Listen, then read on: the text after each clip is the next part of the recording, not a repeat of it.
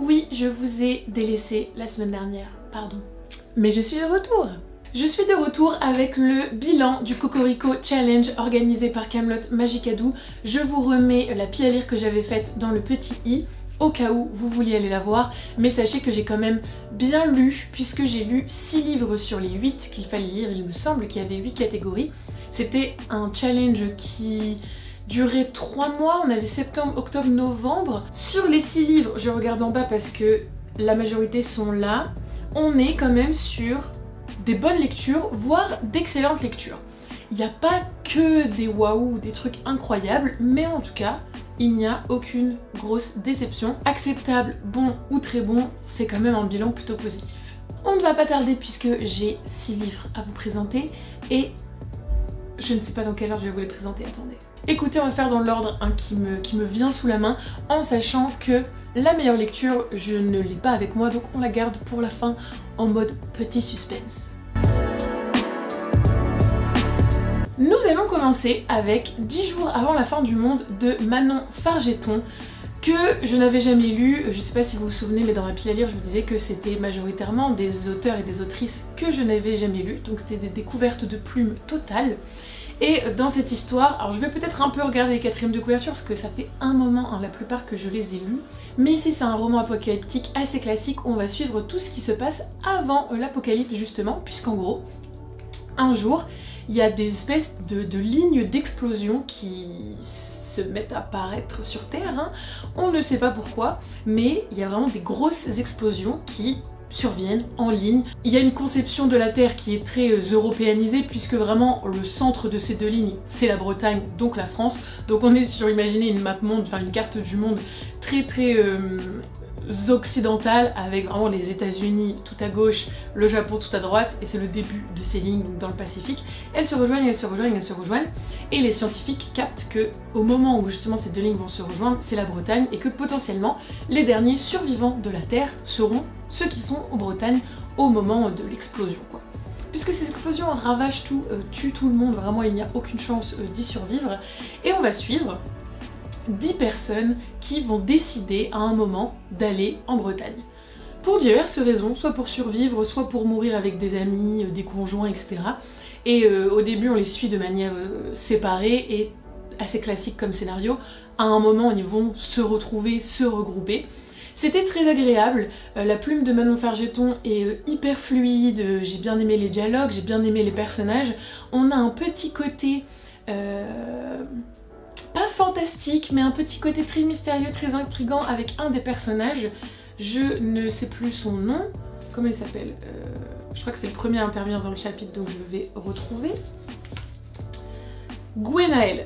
Gwenaël qui est un auteur qui écrit des livres et au moment où toute cette apocalypse est en train de survenir, il est en train d'écrire un roman. Et il y a un moment où la frontière entre l'imaginaire et la réalité va devenir très fine, et ça c'était très intéressant, très mystérieux, etc. Donc ça j'ai beaucoup aimé. Si vous aimez bien tout ce qui est dystopie, voilà, monde apocalyptique, mais que vous aimez surtout ce qui se passe avant, c'est-à-dire comment on réagit, quel genre de réflexion on a, quel genre de réflexe on a quand on apprend la fin du monde dans 10 jours. Hein. Donc chaque chapitre c'est un peu un décompte, on sait combien de temps il leur reste. Donc si vous aimez un peu tout ce qui est ce avant, puisque littéralement les derniers chapitres sont le moment de l'apocalypse, donc on est vraiment sur 90% d'avant et un petit 10% pendant. Mais la fin était assez convenue, assez ok, bon voilà, c'est une fin qui plaît ou qui ne plaît pas. Moi elle m'a moyennement convaincue, mais ce qui est le plus intéressant, comme je vous disais, c'est pas vraiment cette fin puisqu'elle prend une partie très minime, c'est vraiment tout le cheminement des personnages, et il y en a qui sont extrêmement attachants.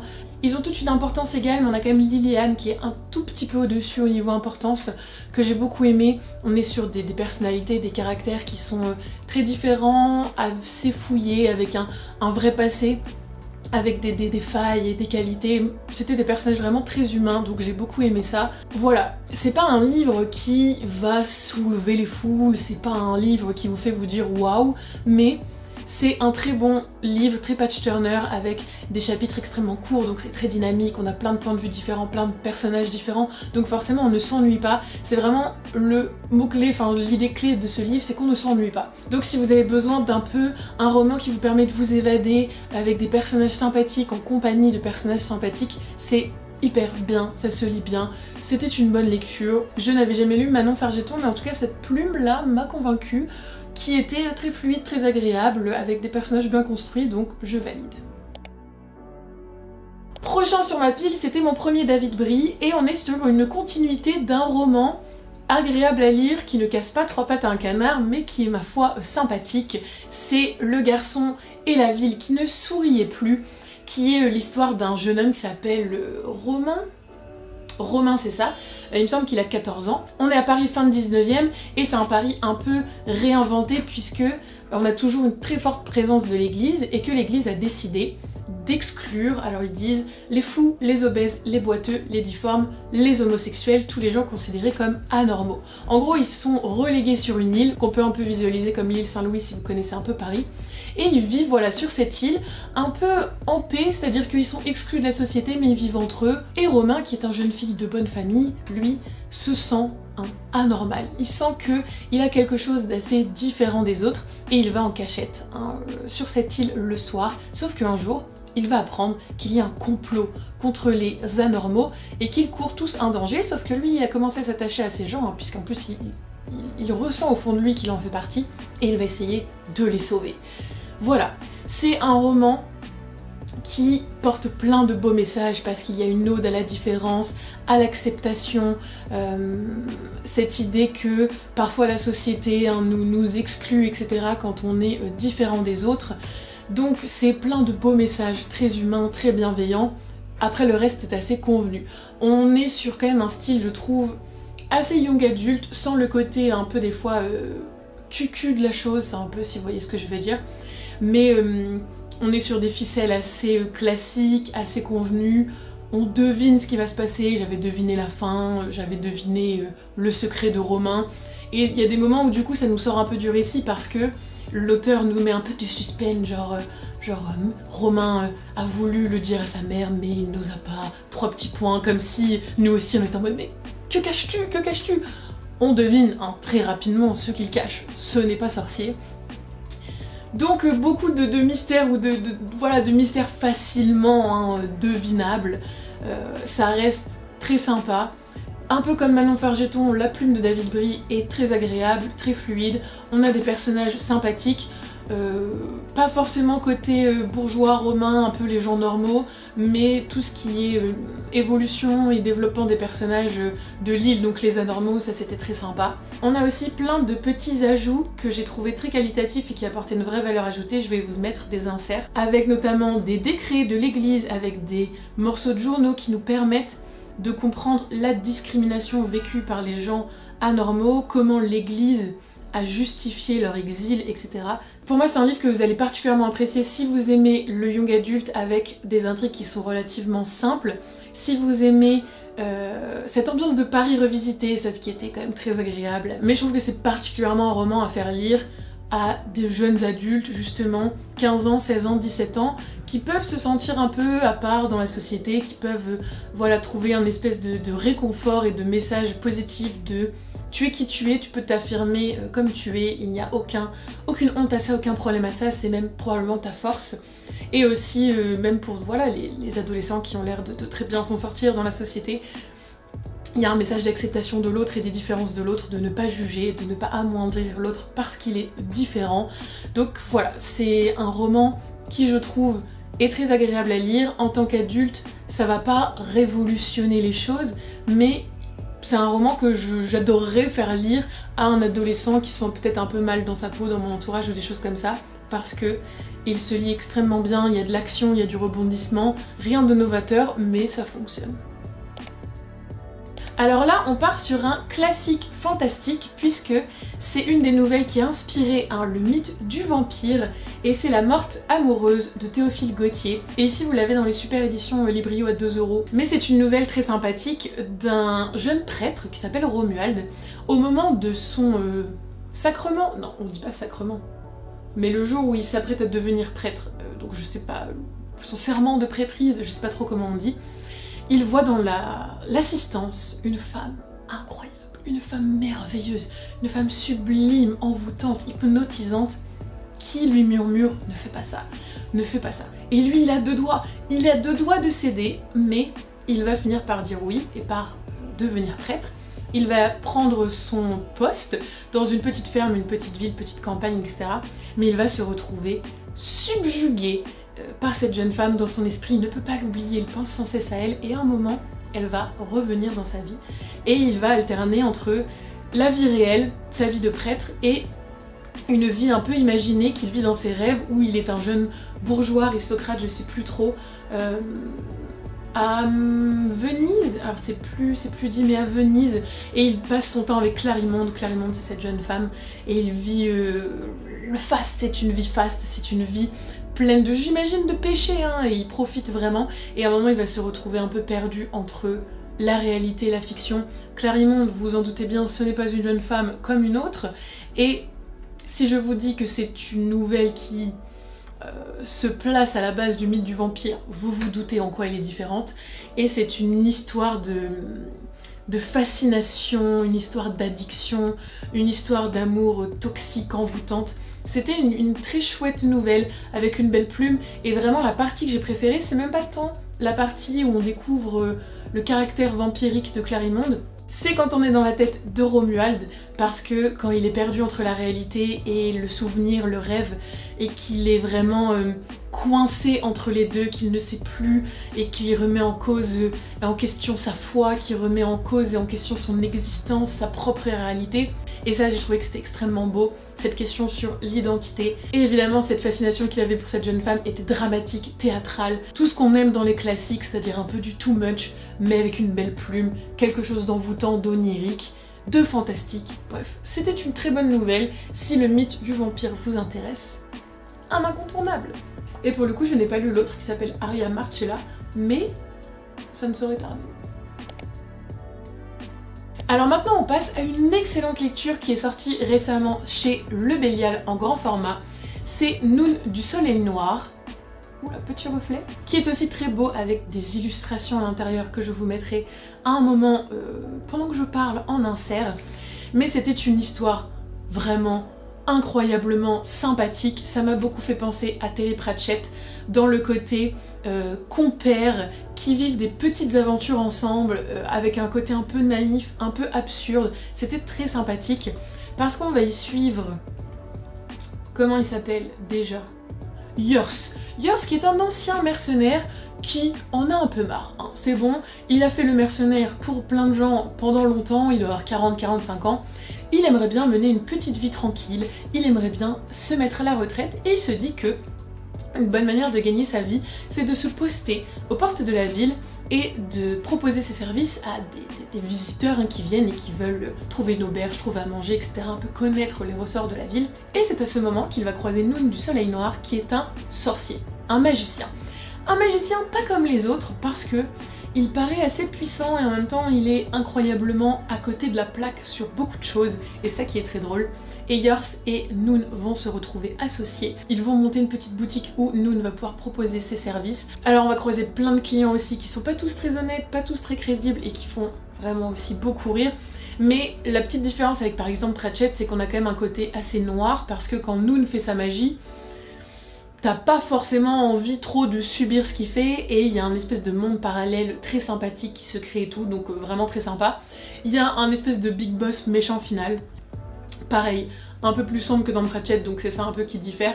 Mais au cours de leurs aventures, il y a un espèce de fil rouge qui va quand même se créer. Et ce qui est très sympathique, c'est que, je crois que c'est Emmanuel Chastelier qui avait présenté ce livre en disant ça, la ville est un personnage à part entière, les quartiers de la ville, comment la ville vit, est active, et il y a beaucoup de parties de l'intrigue qui se passent dans des parties un peu cachées, un peu mystérieuses, comme si la ville en elle-même avait ses propres secrets et qu'on allait les découvrir petit à petit, parce que c'est un tome 1, mais il y en aura d'autres puisqu'à la fin, on nous dit clairement. Si cette aventure vous a plu, vous retrouverez bientôt Noun, Yurs et quelques autres dans une nouvelle aventure intitulée la première ou dernière. Et vraiment cette histoire était tellement sympa à suivre, c'était tellement divertissant. C'était aussi très original dans le système de magie, dans la manière dont la magie est faite. Et vraiment c'est juste ce duo marche trop bien. Yors et Noon, ils font à la fois rire et en même temps ils sont un peu émouvants. Il y a un petit lien qui se crée parce que Yors c'est un mercenaire, donc normalement il est juste... il travaille juste pour les gens qui le payent, mais là on voit que quand même Noon il peut pas le laisser faire n'importe quoi, parce que le magicien a beau être extrêmement puissant, il a un côté où il comprend pas trop comment la vie fonctionne, la société fonctionne, les relations entre les gens, etc. Comment vendre ses services tout simplement, et Yors va beaucoup l'aider sur ça. Donc le duo est tellement attachant et fonctionne tellement bien que je me jetterai sur les prochaines parutions de Laurent, je crois que c'est Laurent son prénom, parce qu'il n'y a pas marqué, il y a LL Klotzer. Mais ouais, je trouve qu'il a très bien saisi ce qu'il faisait, qu'une fantaisie pouvait être à la fois bien ficelée, profonde, avec un peu de noirceur, etc. et en même temps très légère, avec des personnages attachants qui sont drôles. Je trouve qu'il y a un très bon équilibre entre le côté comique, naïf, divertissant de cette œuvre et en même temps le côté suspense qui tient en haleine avec un méchant, avec des mystères, etc. Donc extrêmement réussi. On continue cette vidéo avec pour le coup une autrice que j'avais déjà lue avant, mais j'avais ce livre dans ma palle depuis une éternité avant de le mettre dans le Cocorico Change, donc il était temps que je le sorte. Et c'est Les Nuages de Magellan de Estelle Faye, que j'aime beaucoup. Vraiment cette autrice, j'aime beaucoup. Je trouve qu'elle fait des très bons livres qui sont très bien ficelés, etc. J'avais lu Ouijigo d'elle, que j'avais adoré, qui était vraiment excellent. Et ici dans Les Nuages de Magellan, on est dans du space opéra. Alors, c'est du space opéra dans le sens où on va voilà, parfois passer de planète en planète, mais on n'est pas non plus sur une découverte de planètes et d'horizons et d'univers différents. Mais on a une personnage principale qui est une ancienne pirate de l'espace quand même, et une jeune fille qui s'appelle Dan, je crois, voilà. Dan qui est une jeune serveuse.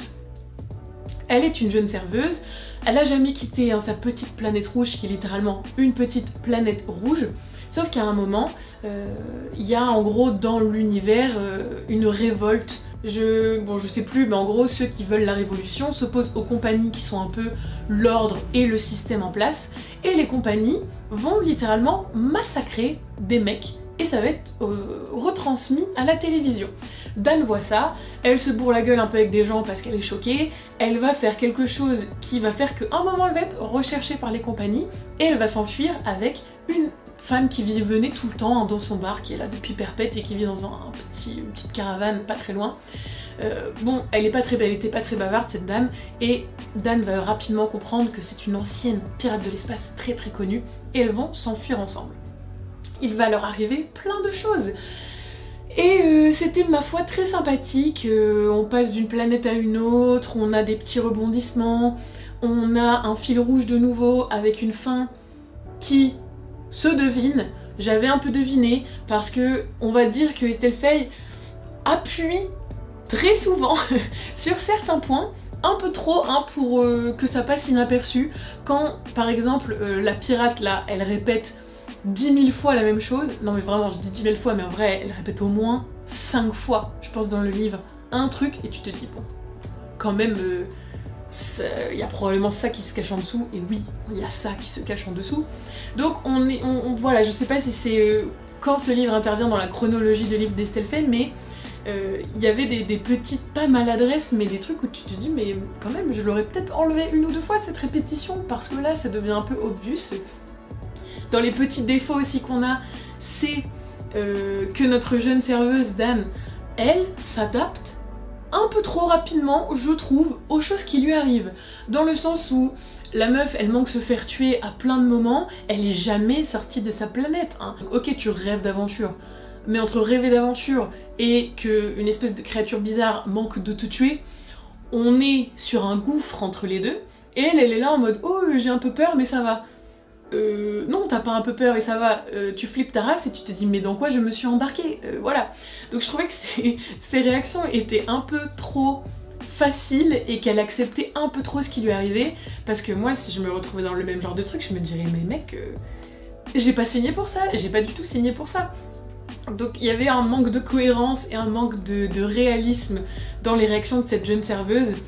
Après ça reste des détails, mais dans le sens où j'avais jamais peur pour elle, parce que déjà elle avait pas peur pour elle-même, donc c'était un peu chelou. Et elle devient badass trop vite, elle devient trop tout de suite quoi. Il y a un temps d'adaptation quand même qui je trouve était un peu trop court. Voilà. Et donc qu'est-ce qui m'a manqué aussi? Ah oui, et ce qui a fait que j'ai bien aimé mais que j'ai pas non plus surkiffé ma lecture, c'est que il y a une grosse partie de l'intrigue qui se base sur la fuite des compagnies, donc on est censé avoir peur des compagnies, oh non c'est les méchants, qu'est-ce qu'il fait s'il les attrape et tout, mon dieu il faut qu'elles enfuient. Sauf que l'opposition des compagnies et des rebelles, ça n'a pas vraiment été développé, on vous dit juste les rebelles c'est ceux qui veulent un peu détruire le système, qui aliènent un peu les gens machin, et les compagnies c'est les méchants. Alors eux ils grattent la thune, ils grattent la liberté des gens, c'est vraiment les méchants au bout. Mais à part cette première scène au tout début, où évidemment ils massacrent des gens, oui, c'est pas très gentil, on nous fait pas comprendre, ressentir que vraiment ils sont malsains, qu'ils méritent de tomber, etc. Donc en fait on suit nos héros dans une quête qu'on sent pas là, vous voyez. On n'est pas en mode oui on veut aussi que les compagnies tombent et tout, on est juste en mode ouais bon bah ok ils veulent faire tomber les méchants, advienne que pourra quoi. Donc on manque un peu d'implication en tant que lecteur parce que bah, c'est un peu le défaut quand on doit dire les choses, tiens voici le gentil, voici le méchant, c'est toujours plus parlant quand on nous fait ressentir, quand on nous fait comprendre qui est gentil, qui est méchant. Là c'est un peu manichéen, il n'y a pas trop de nuances dans les implications des gens, alors qu'on parle quand même de pirates, donc les pirates souvent c'est vraiment le personnage hyper gris, donc c'était une bonne lecture, pas la meilleure d'Estelle Faye, on est sur du space opéra et en même temps c'est pas trop présent, ce qui pour moi peut être un défaut parce que j'adore la science-fiction, j'adore la fantasy, j'adore quand les univers sont très travaillés, très poussés, mais ce qui peut être un avantage si vous avez envie de vous mettre à la science-fiction sans pour autant être submergé de détails techniques, scientifiques, submergé par cet environnement qui parfois est très complexe, hein. C'est pour ça que tout ce qui est art d'SF, c'est hyper dur à aborder au début. Là pour le coup, si vous aimez la fantaisie dans l'espace, si vous aimez la science-fiction dans l'espace, ou que vous avez envie de tester l'imaginaire sans non plus être perdu dans un univers trop travaillé et trop poussé, c'est très bien. Donc vraiment c'est un livre que je conseillerais pour ceux qui recherchent quelque chose de divertissant, pas prise de tête, qui se lit extrêmement bien, vraiment ça se lit vraiment parfaitement. Ou ceux qui veulent débuter dans l'imaginaire sans avoir quelque chose de trop stressant, de trop prise de tête et tout, c'est parfait. Donc voilà, si vous cherchez un space opéra approfondi, poussé, avec un univers travaillé, des planètes travaillées, des créatures et d'autres formes de vie qui sont hyper intéressantes à découvrir et tout, ce ne sera pas dans ce livre que vous trouverez ça, mais pour les débutants ou ceux qui veulent quelque chose de simple, c'est une très bonne lecture, très divertissante, un peu comme les deux premières. Ça ne marquera pas les esprits, mais ça fait le taf. Et enfin, une lecture que j'ai adorée, et vraiment c'était ma meilleure lecture du Cocorico Challenge, voire une de mes meilleures lectures en science-fiction cette année, vraiment j'ai adoré. C'est Les Enfants du Passé de Luce Baster, que je n'ai pas avec moi, mais que j'avais lu en version poche, et vraiment incroyable. J'ai adoré la plume, j'ai adoré l'univers, j'ai adoré les personnages, j'ai adoré l'intrigue, qui était humaine, profonde, bien travaillée, avec des ficelles qui tiennent en haleine, qu'on ne voit pas venir, une construction narrative vraiment hyper bien ficelée et tout. Ce roman a tout pour lui, c'était parfait, vraiment parfait, et je vais carrément lire tout ce que l'autrice a fait d'autre parce que j'adore son univers, j'adore sa plume, et c'était exceptionnellement bien. En gros, dans Les Enfants du Passé, on va découvrir Jael Aldrin qui est un pilote, qu'on va découvrir assez rapidement, et immortel, ça fait des millénaires qu'il se trimballe dans l'espace, il est dans un super gros vaisseau que personne ne voit, qui est invisible, donc il peut un peu faire sa vie à sa guise, et à un moment, il va atterrir sur une planète, et il va y avoir un marché aux esclaves. C'est une planète dans laquelle il y a encore des esclaves, c'est quelque chose que dans l'univers, on essaie un peu d'abroger, qui est plus ou moins accepté en fonction des planètes, mais là c'est une planète qui le pratique encore, et on ne sait pas pourquoi, mais il va repérer un garçon qui va vraiment attirer son attention, et il va le sauver en l'achetant. Donc il l'achète, et le petit garçon au début se dit bah j'ai un nouveau maître, un peu comme les autres et tout, il le ramène dans son vaisseau, et il lui dit t'es libre.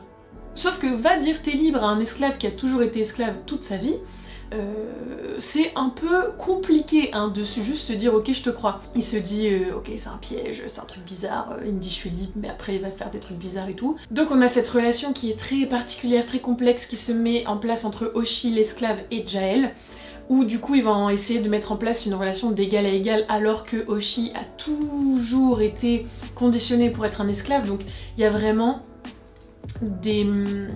un travail psychologique, un travail mental de déconstruction à faire. Comment tu es toi-même quand t'as toujours empêché d'être toi-même et quand t'as toujours attribué un rôle, une fonction et quand t'as toujours empêché de t'exprimer. Et je trouve que c'est quand même aussi une jolie métaphore de la déconstruction générale et de l'acceptation de soi-même, de genre comment tu découvres qui tu es si on t'a toujours imposé des choses. Et vraiment cette relation et être dans la tête d'Oshi, c'était incroyablement émouvant. Ce personnage m'a touchée. Il est constamment en train de se demander est-ce que je veux ça parce que je le veux vraiment? Est-ce que je veux ça parce que Jael va être content si je fais ça et tout? Donc il doit apprendre la liberté. Et ça, j'ai trouvé ça incroyablement beau parce que c'est pas un sujet qui est si souvent développé, ou parfois avec les intelligences artificielles, mais ça reste des êtres technologiques quoi. Donc là on est vraiment sur apprendre la liberté, apprendre à être soi-même, apprendre à faire des choix, à prendre des décisions sans personne pour nous les dicter auparavant, ce qui est un exercice très difficile à faire si on ne l'a jamais fait en fait.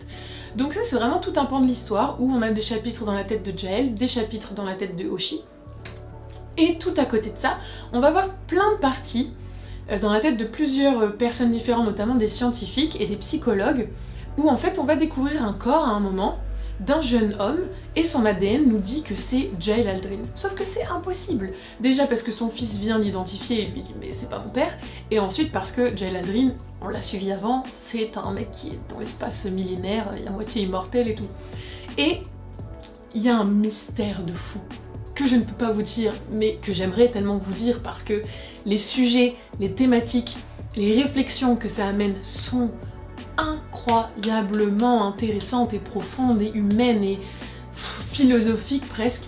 Donc il y a tout un mystère autour de l'ADN qui nous dit que cet enfant est Jael Aldrin alors que ce n'est pas possible. Ça va découler sur une intrigue incroyable. Vraiment c'est hyper dur de pas vous dire et de pas vous spoiler, mais petit à petit on a des indices et c'est hyper bien fait parce que on comprend et ensuite on comprend et ensuite on comprend et on comprend vraiment à la même vitesse que tous nos personnages, c'est-à-dire qu'au fur et à mesure de leur découverte, on découvre non seulement ce qu'il en est vraiment de ce mystère, mais surtout on découvre l'implication que ça a, on découvre les conséquences, on découvre les dessous, on découvre comment on en est arrivé là. Et c'est ça qui est hyper intéressant. C'est déjà toute une histoire sur cette relation incroyable entre Jael et Oshi, et toute une histoire sur cet enfant, cet ADN. Et les deux se mélangent évidemment, les deux vont faire sens, les deux vont se rencontrer, les deux vont s'opposer. Et le personnage principal, même si tout part un peu de Jael, moi je trouve que c'était Oshi, et ce personnage a été d'une incroyable humanité. J'ai refermé ce livre et je me suis dit mais c'était fou, c'était fou, vraiment c'était fou. Je n'avais jamais vu passer ce livre sur Booktube avant, je l'avais trouvé par hasard en librairie, je m'étais dit ah ça a l'air sympa et tout, et je l'avais acheté. J'ai mis un peu de temps à le lire et je l'ai ressorti pour le Cocorico Challenge, et vraiment j'avais un peu oublié en plus ce que ça disait dans la 4e de couverture, j'avais un peu oublié le résumé, et c'est magnifique. On a beaucoup de réflexions sur la mémoire, la transmission, l'identité, la liberté, les relations entre les êtres, parce que il y a un peu le côté Becky Chambers, parce que il y a plein d'êtres différents que Jael respecte, avec des mœurs différentes, que ça soit social, sexuel, alimentaire et tout, et Jael est hyper ouvert, hyper respectueux des autres. On croise plein de créatures, donc ça m'a fait beaucoup penser à Becky Chambers dans le côté positif, dans le côté acceptation de l'autre, acceptation des autres espèces, qui je trouve est fondamental quand on fait du space opéra et quand on fait une intrigue comme ça qui va être trans-espèce un peu. Donc grosse vibe Becky Chambers, grosse vibe Voilà, SF positif qui m'a fait plaisir de retrouver ça chez une autrice française incroyable. Ça ne peut pas rentrer toutefois dans la SF positif parce que on n'est pas sur des thématiques, le reste qui sont très positives, hein, on va pas se mentir. C'est un roman qui en même temps nous montre le meilleur de l'homme avec Jael et en même temps le pire avec d'autres trucs. Mais que vous dire d'autre à part que c'était vraiment magnifique. La plume est magnifique, ça se lit très bien. Le fait qu'en plus on alterne les points de vue, bah, ça fait un récit très dynamique, ça fait un récit qui est vivant. On a plein de personnages secondaires qui sont hyper bien construits. On a aussi beaucoup de réflexions sur la longévité, l'immortalité, puisqu'évidemment vous vous doutez bien qu'à un moment là, quand on est dans l'espace et qu'on fait des trucs de ouf, on a trouvé un moyen de vivre beaucoup plus longtemps. Donc les personnages ont des enfants, des petits-enfants, des arrière-petits-enfants, des arrière-arrière-petits-enfants. On a un peu de réflexion aussi autour du racisme parce que il y a eu des croisements aussi entre espèces, donc des fois quand on est humain mais un peu ça, on n'est pas très bien vu, donc il y a une comparaison, une métaphore du racisme avec les différentes espèces qui est aussi très sympathique.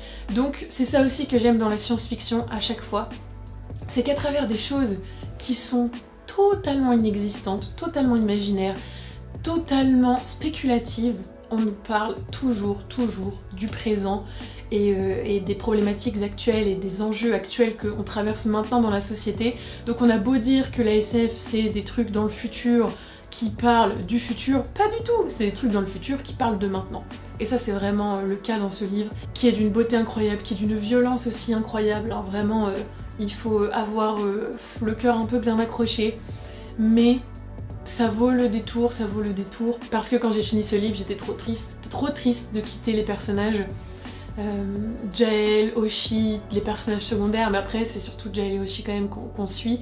Je les ai trouvés attachants, et là où je sais qu'un livre est bon, c'est quand une fois que je le referme, j'imagine la vie future de mes personnages et je me dis ah, il va peut-être leur arriver ça et c'est tout ce que je leur souhaite, il va peut-être leur arriver ça, et ils vont peut-être devoir surmonter ça comme challenge et tout, mais voilà, je les imagine dans le futur, j'imagine ce qui va leur arriver, et j'ai trouvé ça absolument magnifique. Bref, lisez ce livre, vraiment, quand on parle de livres qu'on a adorés, c'est hyper dur de donner envie, de donner des arguments sans tout spoiler. Mais je pense que le meilleur argument c'est j'ai été incroyablement touchée, c'était ma meilleure lecture du Cocorico Challenge et probablement ma meilleure lecture de science-fiction de l'année, c'est presque sûr même. Donc si vous avez des goûts similaires aux miens, si vous aimez bien souvent des livres que j'aime bien, vous allez adorer, vraiment c'était une pépite d'originalité, de beauté, de réflexion. C'était incroyable, magique. Voilà, c'en est tout pour le bilan de ce Cocorico Challenge. Je suis trop contente de reprendre la caméra. J'avais pas filmé depuis 2 semaines parce que j'avais eu ni le temps ni l'envie. Mais là, de parler en fait des enfants du passé, ça m'a rappelé pourquoi j'aime aussi faire des vidéos, de pouvoir vous parler de lectures que j'ai adorées. Donc j'espère que ça vous aura donné envie. J'espère que votre challenge s'est bien passé aussi. Vous l'avez probablement pas fini, mais au moment où vous verrez cette vidéo, la fin sera quand même très proche. Donc dites-moi en commentaire la meilleure lecture de votre Cocorico Challenge. Comme ça, j'aurai des inspirations pour l'an prochain. Mais je suis hyper contente parce que j'ai quand même bien fait le challenge. Je remercie de nouveau Camelot Magicadou pour ce challenge qui permet de mettre à l'honneur la SFFF française, et ça on adore. Je vous fais plein de bisous, n'oubliez pas de me dire en commentaire votre lecture préférée du Cocorico Challenge, et je vous dis à bientôt pour une prochaine vidéo. Salut!